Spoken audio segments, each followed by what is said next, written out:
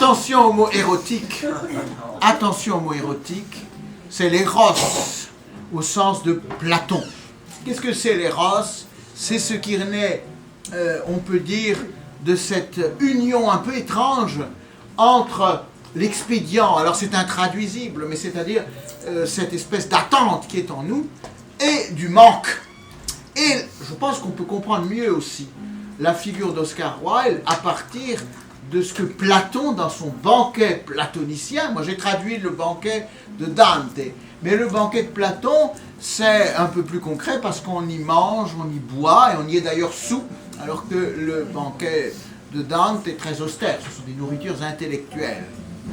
En tout cas, si vous relisez le banquet de Platon, je ne saurais trop vous y inviter, on y définit clairement ce qu'est l'amour, mais l'amour au sens d'éros, c'est de ça dont il s'agit, qui montre sa limite, mais qui en même temps est, pour Oscar Wilde, l'expérience essentielle d'une vie, sans quoi nous n'aurions pas vécu.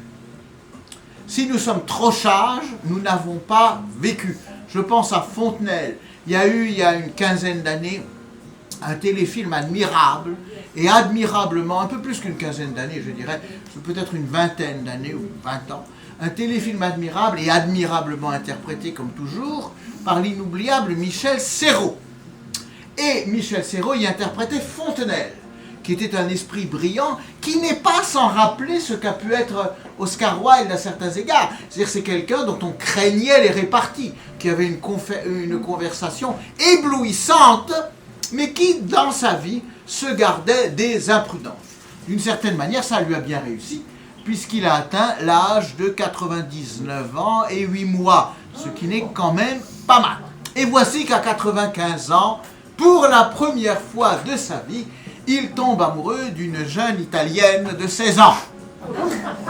La différence d'âge est minime, mais c'est une très belle expérience pour... malheureusement, évidemment, cette expérience de Fontenelle va mal tourner, parce que cette jeune Italienne est fascinée par ce vieux monsieur brillant, cultivé, qui lui apprend tellement de choses. Mais à un moment donné, elle lui écrit quand même par honnêteté une lettre dans laquelle elle lui dit qu'une véritable histoire d'amour est impossible entre eux. Quel effondrement pour Fontenelle, qui ne comprend pas pourquoi. Mais ce n'est pas ça que je veux souligner. C'est beaucoup plus profond, parce que ce genre de drame, vous le trouvez dans toute l'histoire aussi de la littérature, alors peut-être avec des écarts d'âge moins marqués, mais c'est le drame de Corneille, c'est le drame de Ronsard, c'est le drame d'un grand nombre de personnages. Bon. Mais, à la fin de sa vie, il s'est rendu compte qu'il était passé peut-être à côté de l'essentiel. Et dans ce téléfilm, vous savez, la dernière scène, on voit le vieux Fontenelle, donc qui va s'éteindre un peu de temps après, qui dit quels sont les deux mots les plus tragiques de la langue française? Trop tard. Et oui. Alors pourquoi je vous cite ça? Parce qu'Oscar Wilde, ça n'a pas été trop tard. Il a véritablement aimé. Il a aimé probablement parce qu'il y avait en lui un manque essentiel d'amour qu'il a cherché à combler. Qu'il a cherché à combler certainement d'abord avec son épouse. Son épouse qu'il a véritablement aimée. Ce n'est pas un mariage uniquement, on pourrait dire, de circonstances ou une couverture, comme ça pouvait exister à cette époque.